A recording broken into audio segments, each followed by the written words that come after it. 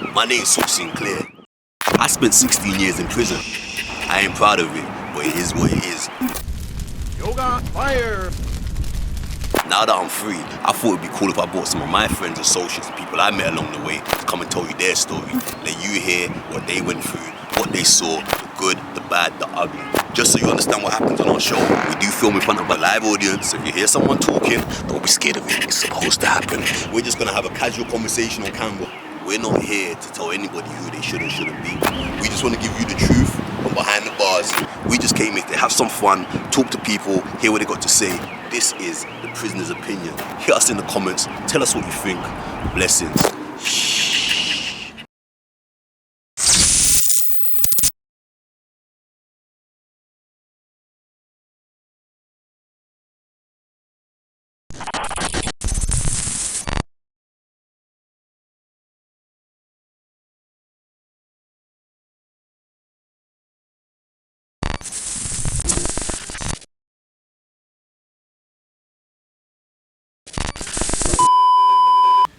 Hello and welcome to another episode of The Prisoner's Opinion. I hope you've been enjoying our series. If you haven't caught our other episodes, then please hit the link, watch them, watch what we're going to do next time. Subscribe, like. That's how we get to keep doing the things we're doing. It's how we know you appreciate what we're doing. If you have anything to say, hit us in the comments. Okay, so happy to have you here today, my brother. Thanks for having me, man. First steps first, can you introduce yourself? My name's Jahlani. Couldn't really give a damn about what they say. Do my thing, get the fuck out the way. Who criticizing? You been come out to play. You was in a hiding, could've found you for days now. Money, paper, cash, rule the world around town. You go down, power of the pound, knowledge, break it down. If you understand, man. Grew up in Northwest. Went to school in Wembley. Then moved to Stowe in like 2010 times. I make beats, engineering. I love cooking and making beats. Those are like my two main passions, innit? Got family, wife, kids. Okay, perfect. We'll come back to that in a little bit. My co-host today, would you like to introduce yourself? Raids, the boy Raid official, you get me? From West London, Hounslow to be precise. And yeah. Okay, perfect. So let's get straight into it. You mentioned a little bit about your history that you grew up. Where did you say you grew up, sorry? I grew up in Northwest. You grew up in Northwest. Yeah. And how old are you now? 32. You're 32 now. What kind of background do you come from? My family are Dominican and Jamaican. I grew up with my mum, grandparents, story dad not there, whatever. Yeah, like I had a pretty good childhood, man. Childhood was good. Did you have any contact with your father?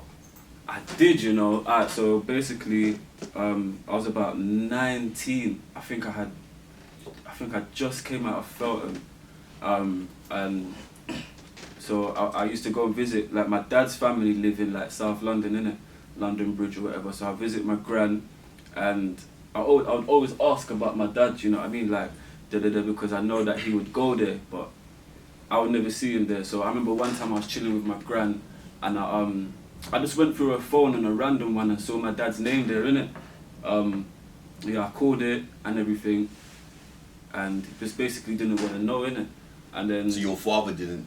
Yeah, my biological father, yeah, yeah, didn't want to know. So then, like about 3 to 4 months down the line, I get a call from my mum telling me that he's passed away, innit? That he died, and then flipping.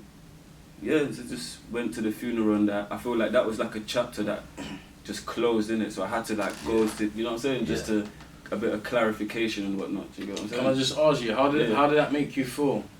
Obviously, you didn't really have a good or strong relationship with your father. How did you feel after his passing? No, like I said, it was growing up, not knowing. You're always thinking dad or whatever. I knew who my dad was, but just just want to know about him and whatnot. So once I got that news, it just felt like whatever. Not like just felt whatever. Do you know what I mean? So like, did you not feel any kind of emotions when you originally tried to contact him and he didn't want to engage with you? Nah, because in life you just understand things, innit? I guess you just have an understanding. It's just like, alright, cool, innit? I get that. So I guess a lot of people that are interested in what drives people towards criminality or a lifestyle that might not be the most conducive towards having a successful lifestyle, would say that a lot of people that go that direction come from single parent homes. Do you feel like your father not being around affected you in that kind of manner?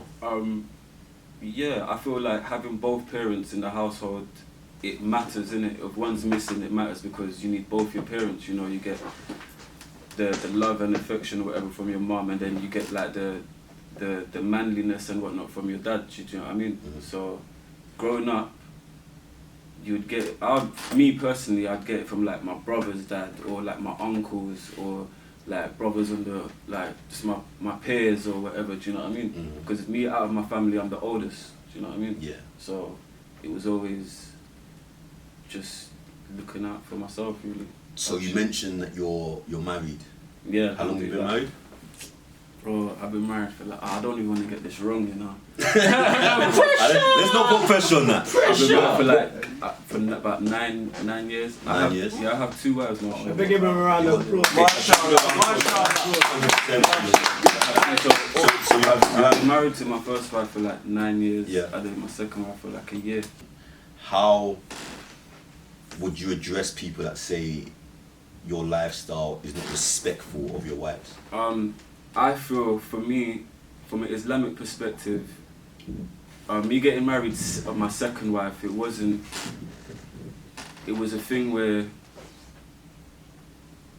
we had that mutual understanding. Obviously for my first wife it was a bit difficult, but I feel having just, you know, sex just out there, I needed something meaningful, like, you know what I mean? And I feel in the eyes of Allah, having just sex and just doing that and whatnot is haram, innit? Round of applause. So, for me, I feel me and my second partner, it's just halal, innit? It's just in the eyes of Allah. If it's permissible for you to have like up to 4. Do you know what I mean? Yeah. So it sounds like what you're saying to me is that you felt like you had sexual desires. Yeah. And I didn't want to extended past. I mean, we're not talking about the emotion, the connection between you and your wife. We're talking purely instinct that you felt like you wanted another partner, and you didn't want to disrespect your wife by cheating on her. Correct. So you tried to keep it within the boundaries of your religion and your faith, which is there's Islam.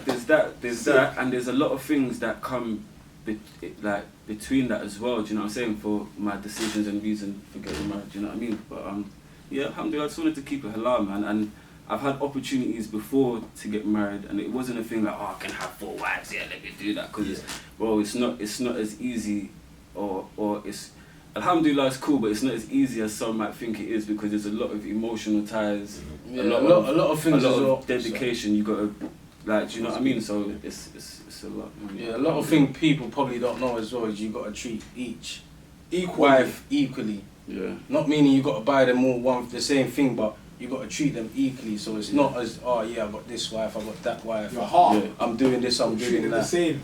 Do you know what I'm saying? So I respect it. Okay, so before I came to Islam, I had a baby boy, and then when I got my first wife, I have 2 kids. So you don't have any children with your second wife? No. Would you like to?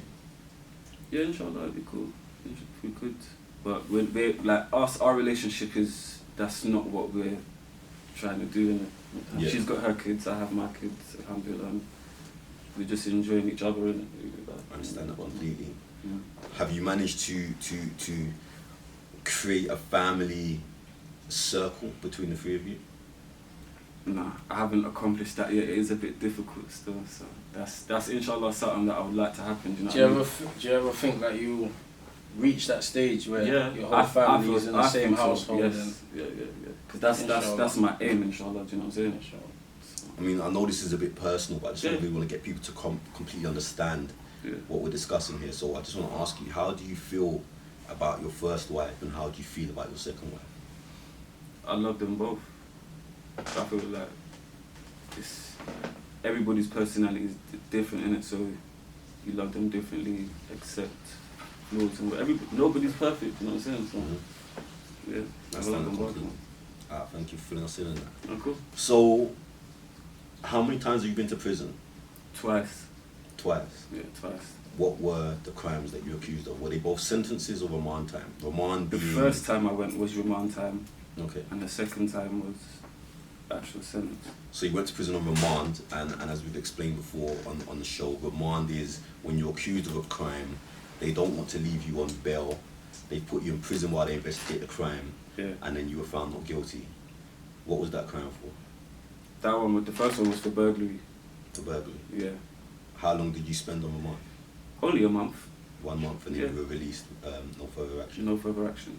And the second time? The second time was for 7, 8 months. Yeah. 7, 8 months? Yeah. And what was that for? That was for drugs. For drugs? Were you selling drugs or consuming drugs? No, so basically what it was, just rapping in it, they had my DNA, they done a raid and they found my DNA on a bunch of raps. Okay. So in the raid they found like 400 and something raps, and out of that 400 and something they picked 5 and done forensics on that 5. You know what I'm saying? So just it was kind of like just no way. It's like bingo, innit? So I was picking them 5 out of all of that. Do you know what I mean? So it was kind of. So this is crack and heroin. Small raps. Nah, so this batch that they got was just crack. Just crack. Yeah, but they tried to do me for everything. In the beginning of the case, they tried to do me for everything that they found in that house. But then as time went on and whatnot, they only done me for what my out the batch was found in, and it was just under enough to just give me 2 years. Okay. So you got 2 years and you did half, or you got 4 years and did 2? Because for people who don't know, if you tend to do half of what you're sentenced to unless you have a life sentence. So if you get 4 years, you'll do 2. If you got 1, you'll do 6 months. No, the judge gave me 2. Gave me 2 years, and then I done like 7.5 in jail, and then I done 5 months on tag, and then a year probation. Okay. How did you find the tag? Tag it was alright, as long as I was home. Alhamdulillah, I was home, innit? What was your curfew times on your tag? Because tag is when 7 to 7. Tag is when they put an ankle monitor around your leg, right? Yeah. And you have to be home at certain hours. If you're not home and the alarm rings off, a kind of boundary alarm rings off. But I was always back, man. I just wanted to stay home, innit? So as soon as I was in, and I wasn't really going out because in there I wanted to kind of stay away from that shit and stuff. You know what I'm saying? So it was kind of a blessing in disguise, you were saying. Trust me, before I went in, it was a big blessing because there was a lot of stuff going on at home and just in general. Do you know what I mean? And I was all looking. It's so mad, yeah, because I wanted to go to the army, bro.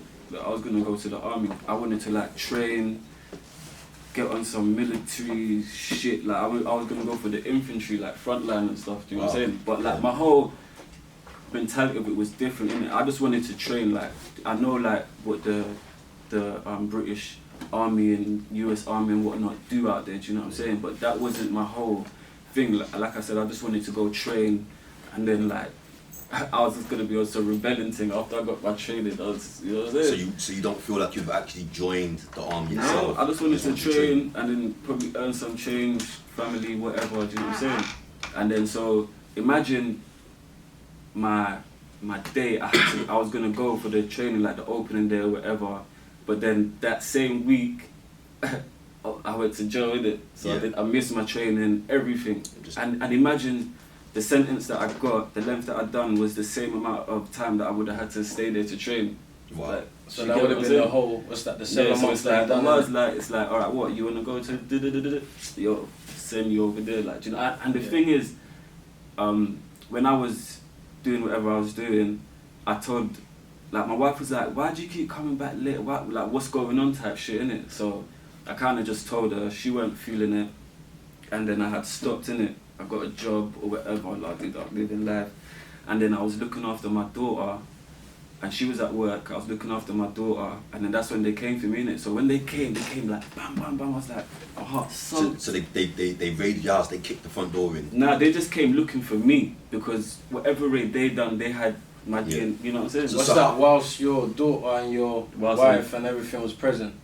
Just me and my daughter, so I had to call my wife's work to come back and all of this sort of shit. So I had stopped. I was working for a good almost a year. Yeah. Like, do you know what I mean? So everything had. Do you know what I'm saying? Yeah. So So even you stopped doing what you're doing, and then I was on trying to do this army flex. Yeah. And then that's when whatever I had done about a year back just came back. know So what how I'm old was your daughter at the time when the police turned up to come and 2. take you away? She was 2. saying? 2 and a bit, yeah. And approximately how many officers turned up to your house? 2 came upstairs and then there was about 5 downstairs. And what time of day was this? About 2:30 in the afternoon. So how did that feel, having these 5 police officers knock your door? You're completely unaware. You're just watching. I was shaking it. I was like, thinking like my mind. I was just thinking like, what did I do? Like I was thinking all the way back. Do you know what I'm saying? Like, what did I do? What did I do? And then like they kept saying something about a warrant for my arrest or some shit. They were talking to me about investigation. So obviously that anticipation, you know. Yeah. Do you know what I mean? How did that make you feel as a father? Obviously, police coming into the house, your kids. I was are there. ashamed, bro. I was pissed. Like my daughter, like them. I was like, can you not just cuff me outside so my daughter don't have to see this shit? Like, do you know what I mean?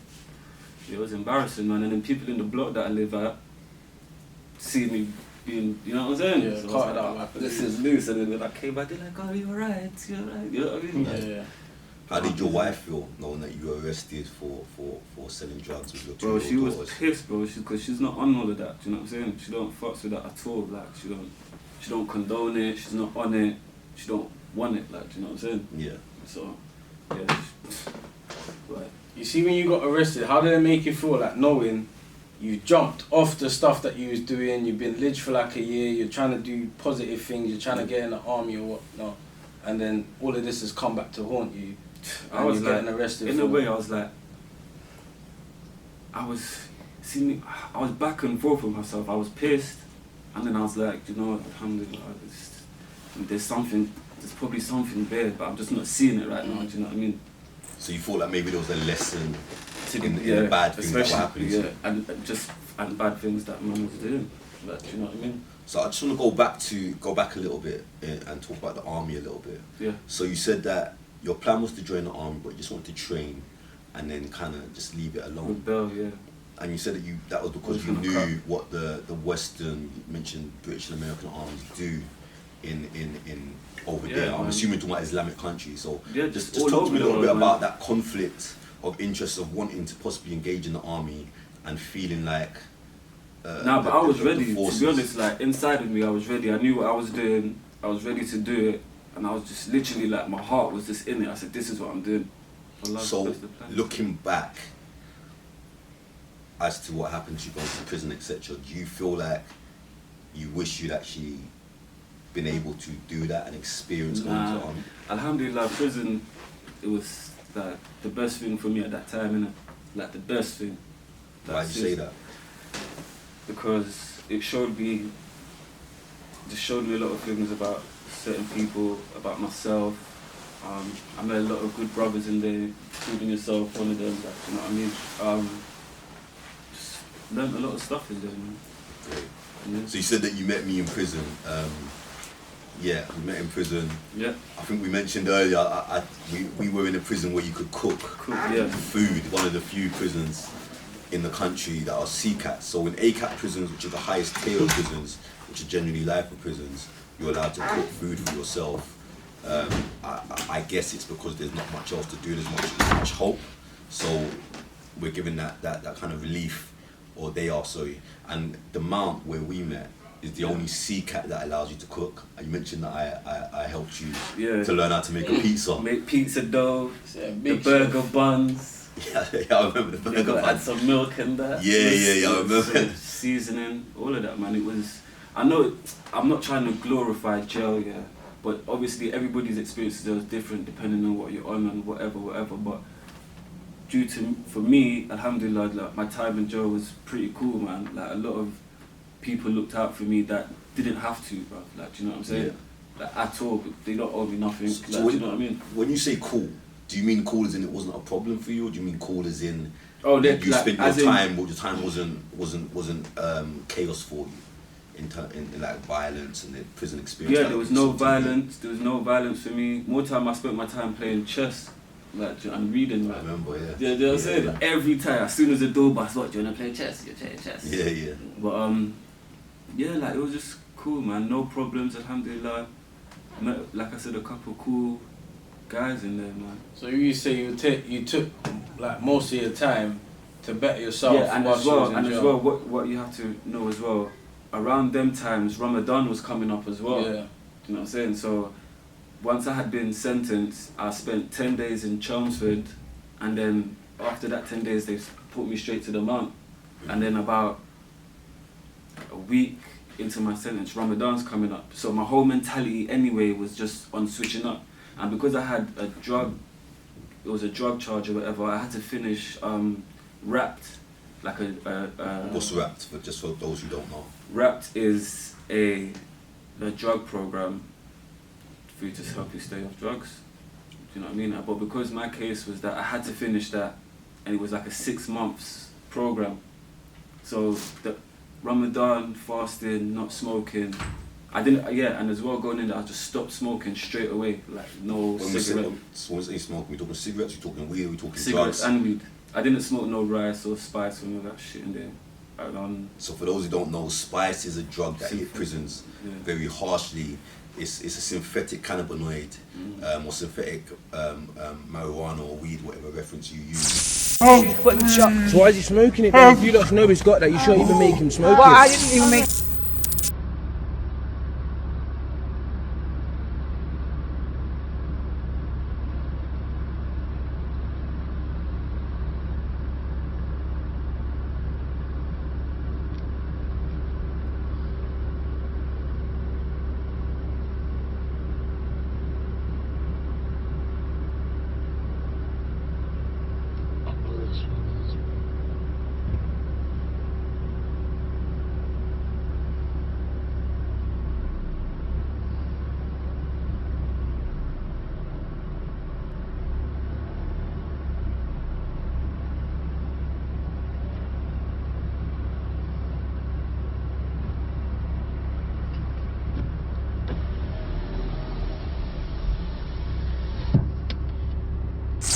That in actual fact became very addictive and was rife within prisons and caused a lot of chaos. Still does as well. It Till this still day, does. still It does. gave a lot of people drug problems. So you're saying you stayed away from. Yeah, I just stayed away from it because I just wanted it to change. I just wanted something different in it, and plus, it was just time to just focus. So for you, prison was a life-changing experience. Yeah, to just focus. I don't mean to poke holes at that, Yeah, no, but it's you cool. said to me, I believe you've been to prison twice. Yeah. So how, if this is a life-changing experience for you, did you find yourself back in that situation again? Because I forgot what it was like. Like, it was 2008 was the last time I was in jail. Before that was Felton. Do you know what I mean? So, what's it, 2016? That was... Yeah. What's that, the second time, 2016 2016? was the second time. Yeah, you know? 8 years. So I kind of forgot the... So what would you say is the difference between coming out the first time and coming out the second time for yourself? I feel just actually wanting to just do better, just wanting that change. But at the first time, didn't really care really, just doing the same things. Do you know what I mean? So just maturing pretty much as a Yeah. person and just growing Yeah, the second time around. yeah. How did it, like, what was the impact on you and your wife and your family, you being in jail? It was And hard, being man, away from them. because me and my wife had like schedules on whatever, picking kids up, Yeah. dinner and whatnot. So we had that. We had it on rotation. Do you know what I mean? Yeah. So now me being out of the picture, it was a lot of stress for her now, having to like babysitters, this, that, and whatnot. Do you know what I mean? Yeah. So essentially, Providing all of that. so essentially what I'm hearing, what I'm picking up from you is you're, for lack of better terminology, a good man. You come from a more or less good background. You have quite a settled, stable lifestyle. You have a wife, you have kids, you had a job. How does that double life come into play? How do you get to a place where you're saying to yourself, this isn't enough for me, I need to sell drugs? The opportunity and the lack of patience. Things had to happen quick. I didn't have the patience to wait, and the opportunity was available. And the risk, I was just I knew what the risk was and just took it. Do you regret any of them choices? Nah, I don't. Yeah. Nah, because I feel if I didn't take them, I just wouldn't be who I am right now. Do you know what I mean? So do you recommend others making those choices? I feel you make the choices that you're willing to live with and that won't haunt you or you won't kind of regret. Do you know what I mean? Those are the best choices to make. I agree with that. So in terms of being in prison itself, Yeah. We all know, having experienced prison, that it gets to a certain point of day when you're no longer allowed to socialize outside of yourself. So another question that goes in line with that, you mentioned, I mean, I don't want to cause the wrong impression and seem like you're somebody who's focused on sex, because I know you very much and know that's not the case with you. Yeah. But you mentioned earlier about having multiple wives, and a lot of people associate that with having a high sex drive. Spending that amount of time in prison, all that time on your own, Yeah. how did not having sex, how did you internalize that? How did you deal with that? That's with training, like I'd go gym a bit, I'd always jog. I didn't really bang weights and jog, like that wasn't really, it was like I was just running, like I'm just running from my issues, like I just get the fuck, so I'll just jog. So you'd run around the exercise yard and yeah, that, and then on the treadmill in the gym, like if we go gym, like my whole session there, I'm just probably just ran most of it, and then done like 10 minutes weights, like, do you know what I mean? And that made you feel better? Yeah, like, I just felt fresh, and giving up smoking, I felt healthy, my mind felt sharper, the ideas felt more motivational, more enthusiasm, and just ready for whatever. You said you went to jail during Ramadan. Was you still exercising during Ramadan? And if you was, how was that? How did that impact you? Yeah, I would only kind of train once I'm in myself, so I broken fast, so I can eat now and drink. And then but train once, after. yes, but once in the middle of fasting and everything, I'd kind of just be cool, like play some chess, go to the library, chill. Yeah. Yeah. So me personally, I've done many fasts in Ramadan, and I used to almost really enjoy when Ramadan came, and it was the training. So we were speaking about how we meet people inside that become quite a big part of our lives. I mean, we're spending morning, day and night with these people. We haven't got our families, we haven't got our girlfriends, our brothers, our sisters. Yeah. And you mentioned when he left how lost you felt. For me personally, I spent quite a long time in prison. I went to a lot of different prisons, and I was involved in quite a lot of violence or trouble in prison in my earlier days. So I was constantly being moved from wing to wing within a prison.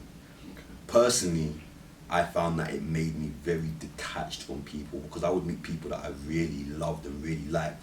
One of them being my brother over here, where I would spend every day with these people and have everything in common with them. Yeah, bro. And then you could literally wake up at 2 p.m. after seeing that person at 12 p.m.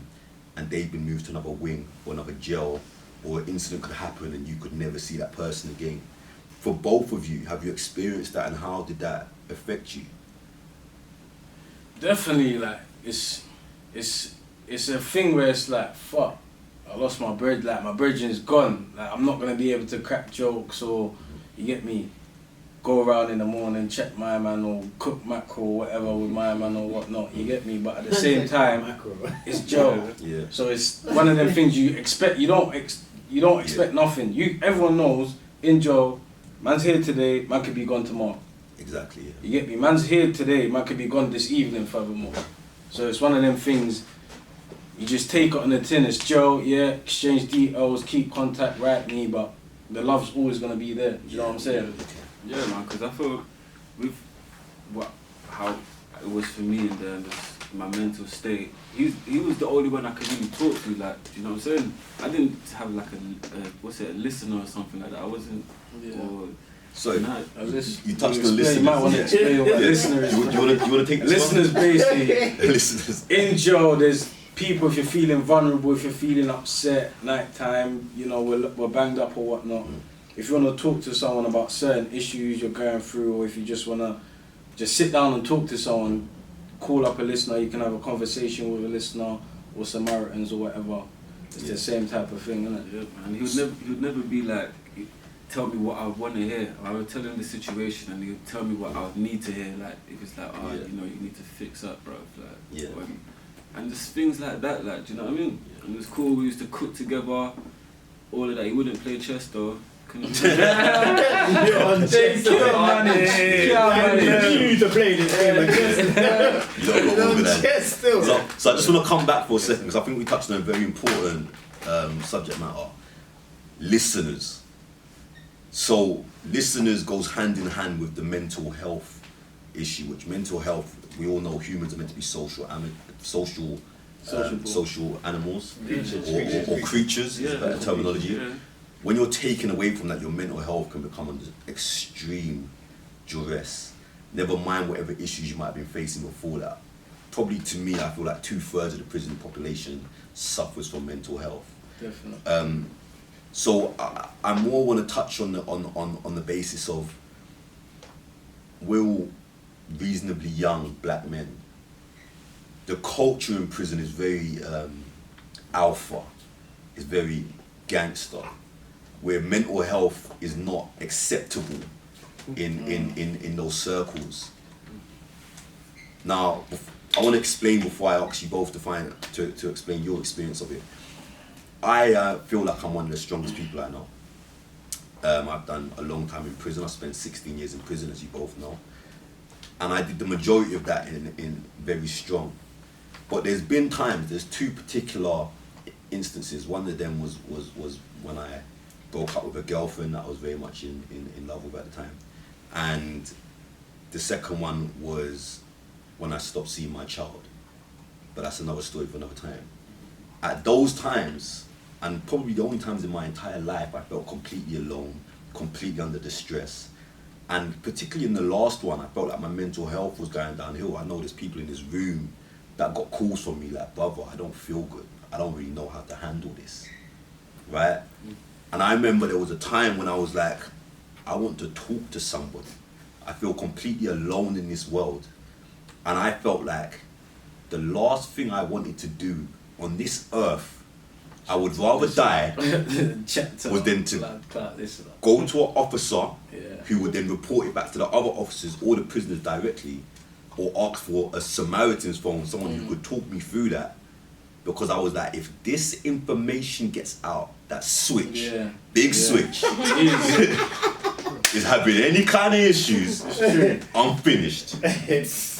Another thing I will say as well is like, it's not even about the prisoners or whatnot. There's certain officers that think, oh, pally and that rare, they'll go, oh, yeah, you know my man, rare. So it's, and that thing is a kind of proud thing. Yeah. You get me? Yeah.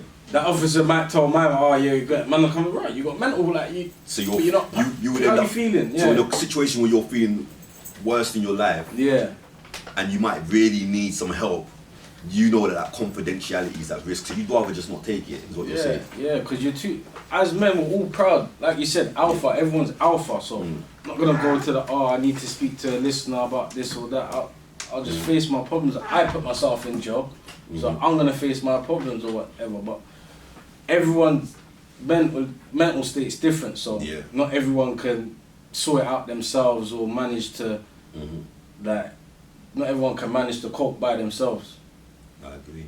So what was your coping mechanism? My coping mechanism, to be honest, straightforward. It's like, if I got a problem, solve the issue. If you can't solve the issue, move on. It's that simple. Like, if you got an issue, there's no point of ruminating, thinking about this issue, that issue, this, that. Then it starts making your whole jail sentence stressful. Yeah. No one's got time for that. No one wants to be living miserable lives, and that there's people out there that's got life. Yeah. And they're smiling every day. They might have their upset times, but I've got my release date. So I'm gonna stress about a little issue with a gov or a little, you know what I'm saying? That's another reason why I wouldn't really like mope around, you know what I'm saying? Because there's people that's gonna be there longer than mine, or that's been there longer, or situations that's peaker than mine, you know what I mean? I'll tell you something else. I say this story all the time. I think probably everybody here, including the audience members, have heard me mention. The biggest life-changing experience for me was when I went to ACAT, the highest category prisons in the country.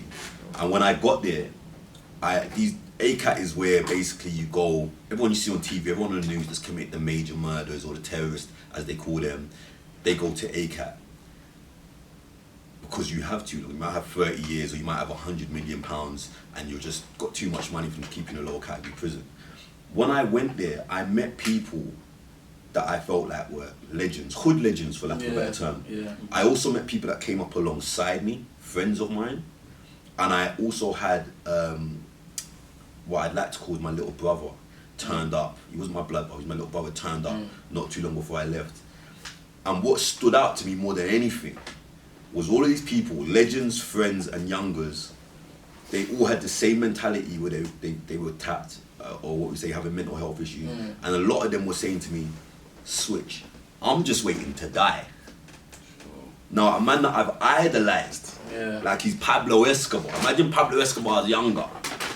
And saying that. And Pablo Escobar's telling me, switch, I just want to dead. It showed me this is the end of the road. And that changed my life because I realized I was of the mentality where, although I focused on money, there's a thing as being too real. And I'm very much was quick to react to violence in a very extreme way because I felt like that's what gangsters do. Yeah. And when I realized this is the end of the road, this is where gangsters go, I didn't want to be there. And that changed my life forever. So with that being said, have either of you met anybody or been through a situation in prison that you feel like had such a profound effect on you that you would never be the same again?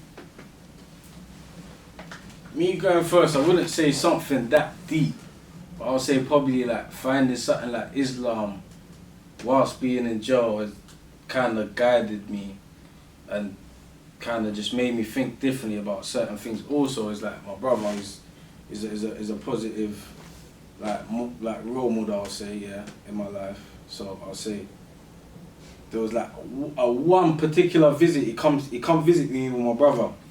We're chatting about when I get out, what big things man's gonna do this, do that, do whatever, innit?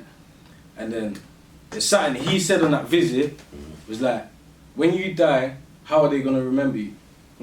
Yes. Do you know what I'm saying? Line, I know that line, yeah. And when I went back to my cell, I sat down and I thought about it.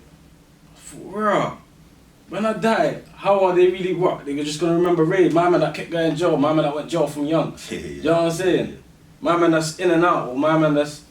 So it's like, it made me think, you know what, how are they gonna remember, man?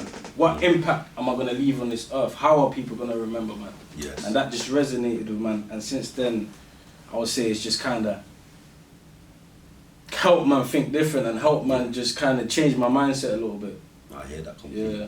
What about yourself? I know you kind of touched on saying that prison in itself changed you. Would you just say the whole experience? I think there was one visit where my wife and my daughter came to visit me, and my daughter was leaving and she was crying, like, and say, "Oh, Daddy, can you come in?" That burned me, bruv. I ain't gonna lie, I went back to my son, I cried, fam. Yeah. That was a burn. So I had to cut you out. How old is your daughter at the time? I think she was 3, she just turned 3, so I missed her birthday as well. Like, so all of that was bunning me as well. Do you know what I mean? I'm thinking, wait, man, it's missing your daughter's birthday in John.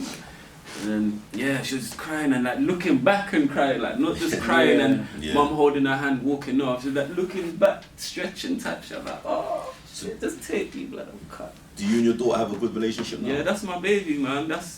Come on, really, like, she's my best friend, fam. Love that. Like, I see my son's kind of hating sometimes. How did it feel? Because those who don't know, like the visit times in UK jails are probably like an hour and a half. How did it feel just sitting there for like an hour and then at the end having to say your goodbyes and you go back, the door slams and like you're in your cell again? It felt slow, like, alhamdulillah, it didn't rush by, innit? Yeah.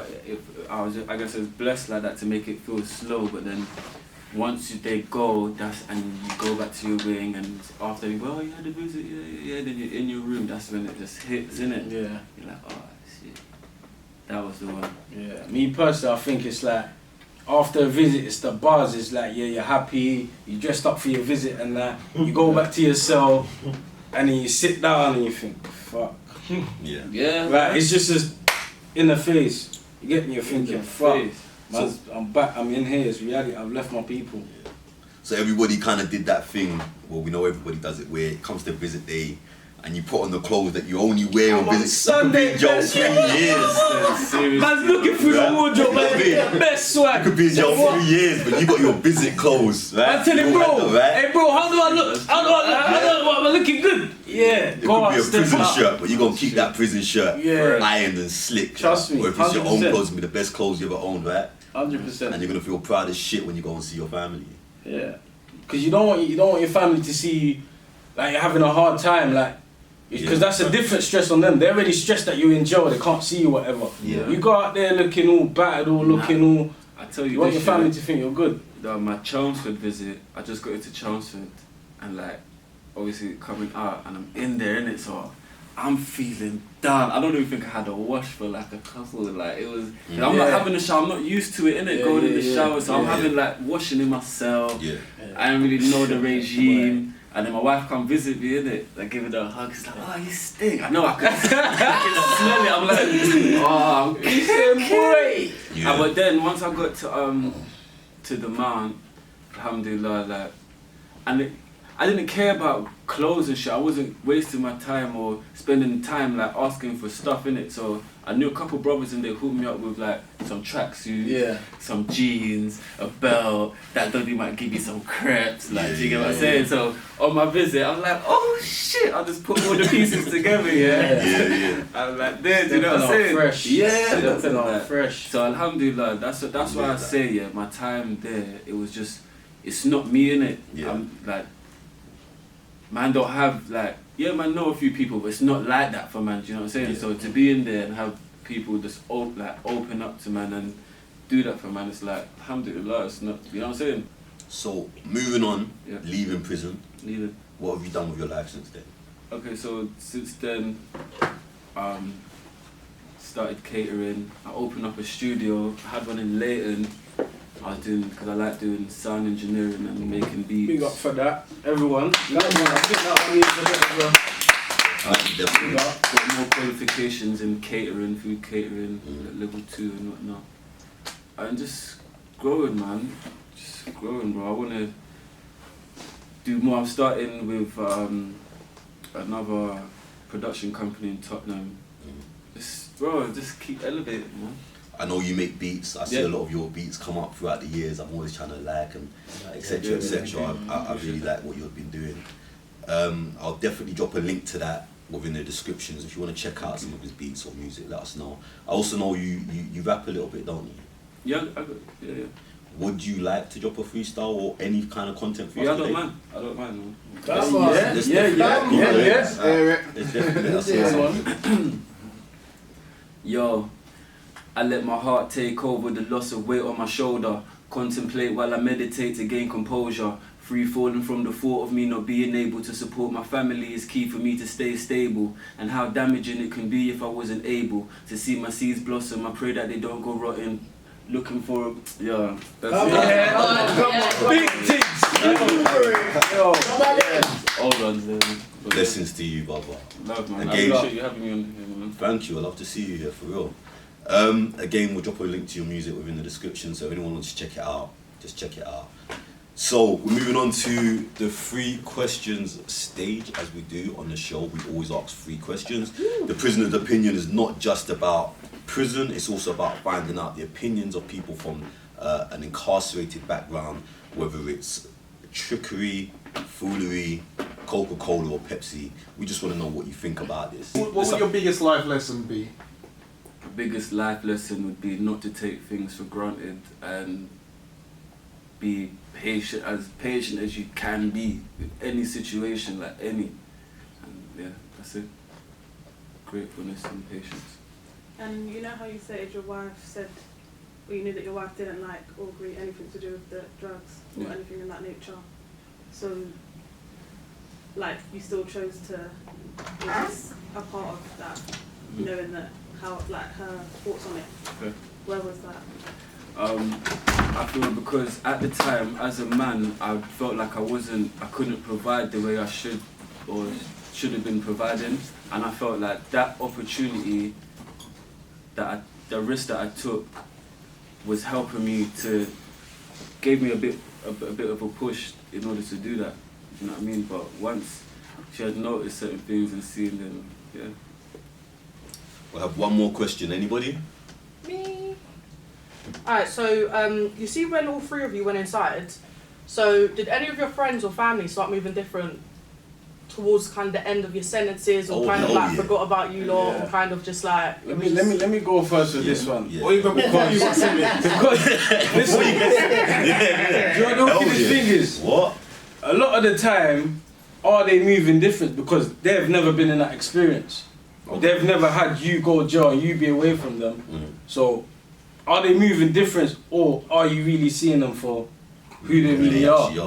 It's a very good point. That's the way I would say. You have to understand, us as outsiders, we go about our business and about our day. Yeah. Do you know what I mean? Like normal, we still have our own routine. You got a new routine now.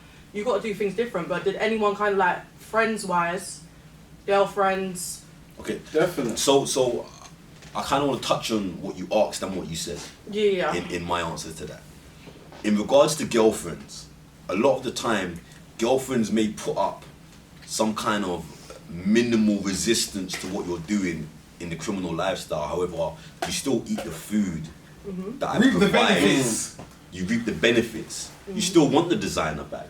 You still want to go here. You still want to go there. Gauchos. You still look out. You wanna go Northern Coast. All of them places there. You get me? But I think that's like this kind of generation though, kind of thing. But I don't think them times there. I don't know. When was you not in prison? What years? So let me just finish what I'm saying. I don't think it is a generational thing personally, because I know elders that have been to prison that felt exactly the same way and have experienced it through many years. I first went to prison in 2003.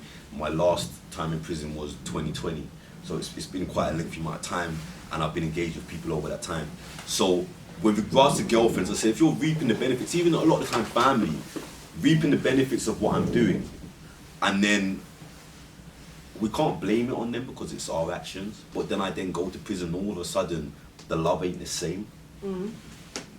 I'm gonna notice that, and I'm gonna feel. When you say the love ain't the same, what is it though? What kind of communication are you not like? What is it? Well, for me, not answering the phone no more, no letters. 100%, because I feel like if I'm here and I'm in Harlesden and you're in Hackney and I ring you and you get stressed out that you've missed my call and you want to call me back immediately because I might be coming to see you or to spend some time with you. And now I've gone to prison, which is now the worst part of my life, and I'm really suffering. And again, I'm not saying that they hold any real responsibility, because we are all responsible for our own actions. But I'm now ringing your phone, after you held my hand. You should definitely put that across in a second. But I'm saying I've now gone to prison after you held my hand throughout this life of criminality. And now all of a sudden when I ring you, I'm on association, I've got 20 minutes to ring you, and it costs me money, and when that money's done, every time your phone go voicemail, I lose money, and when that money's done... 10 pence! 10 pence! 10 pence! Furthermore, I might have gone hungry to call you, because I might not even have had money like that. Yeah, it's true. And I might have had to sacrifice a whole pack of noodles, which is a whole meal, just to call you. You made me waste my noodles. Look at this thing, in certain jails, you got to wait 10 minutes, 10, 15 minutes to make another call. Exactly. You might not even have that time left. That time. You might have waited half an hour just to get on the phone. You might have skipped your shower today. And now when I ring you, you're too busy. Or when I ring you, you sound like you're upset because you're with your friends. Or you're busy, babe, I'm out. But if I wasn't in prison and I rang you and said, babe, where are you? You said you're out and I was coming to pick you up, you would probably say, okay. So why is it now when I'm in the worst time of my life? But again, let me not sound like I'm promoting, etc., etc. I just want people to really understand the thought process as a prisoner. And in terms of friends and family, I've always found, personally, everybody's with you when you first go to prison. When there's a possibility you might get out of prison. When you get remanded, as we said, remanded when they're investigating the crime. As soon as you get sentenced and everyone knows, okay, he's got 2 years, he's got 10 years, people forget about you. In my life, anyway, until the final year or 6 months, all of a sudden all the girls... Everyone starts come rushing back. All the girls start coming out of the woodworks. The family starts reminding you you're the favourite family member. Trust me, you're my favourite cousin. You're my favourite cousin. I missed you so much, but I didn't shout you in 2.5 years. And I personally find that really offensive, and I definitely don't forget it. And again, it's one of those things that's led me to be very antisocial with friends and family and things like this, because I might respect that's who you are as a person, as my friend said, that we're just discovering who you are. But I can't forget it because I love you deeper than that. And I'd like to think if these people were in a similar position, I would do much more for them. So I'd like to answer both those questions. You said you went through similar things where family members refused to visit you or girlfriends. I'm not sure which it is. It's not, I wouldn't say refused, but like you say, you go Joe, everyone's living their life on the outside, you get me? Certain people can't travel 2, 3, 4 hours up across England, there and back, just to come see you. Do you know what I'm saying? So, and they're working as well. So it's one of them things. I've not seen my mum, my little sister, like over 2.5 years. Do you know what I'm saying? Obviously, that's gonna impact you. Of course. That's gonna impact you. It's like, but at the same time, I think I'm a male. You get me? I think I'm quite a strong male. So on the same side, on the flip side, I'll think, how does that affect my mother? Yeah. You get me? How does it affect them? I ain't been there for all these years. Do you know what I'm saying? I've missed out on certain things. And going back to the point as well you was making with females, you said you don't think that they like hold responsibility. I disagree. I think they do. Because if they're a woman, if they choose to be in a relationship with you whilst you're in jail, then it's like they're obliged to have you and thick and thin. Do you know what I'm saying? Otherwise, don't be in a relationship. You know I'm in jail. Make you know it what clear. I'm going through. Do you know what I'm saying? Don't blur between the lines. You're with me. You've got me. You're gonna come see me. You're gonna send man pictures. You're gonna shout, man. You get me? When I ring you, you pick up the phone. No stress. Always make time for man. So what about those that would say you're just casting blame and saying, you know, trying to put the problem onto those that they weren't supporting you? No, but at the same time, people go through life experiences, whether it's going to jail, reaching a low, and then that's like the difference between your gang member friends and then your actual brethren. Because you come out gang member friends, gang, where actual brethren, they care about how you feel, how you doing. Yeah, there's a very real difference to that as well. They're actual brethren, they have actual concern, like what's going on, like what's good, rare, you get me? And then the gang member brethren, free my man, free this, free that, rare man, do this thing, you get me? Just for sure, you get me? Yes. They even shout, man, alright, cool, they might, financials, they can't send you money or whatever, shout, man, get me? Shout my man's mum, like, yo, how's my man, rare, you get me? Yeah. Just 100%. just hearing my man shouting me or whatever, might flip man's day and man's happy. Yeah. You get me? I've heard from my man, he's checked for my people, but people don't understand, that's deep. When you're doing time like that, stuff like that is deep. You get me? Little things like that make your day. Yeah. Do you know what I'm saying? So it's like, you just realise mad things still. Definitely. You do. Okay. I think that brings us to the end of our interview today. Again, thank you for coming in today. Thank you for sharing with us your experience. Thank you very much. And yeah, again, tune in to the next episode. I hope you enjoyed our episode. And we'll be doing more again. Round of applause for Jahlani, please. Like, comment and subscribe as well, don't forget. I love that. What was he just saying?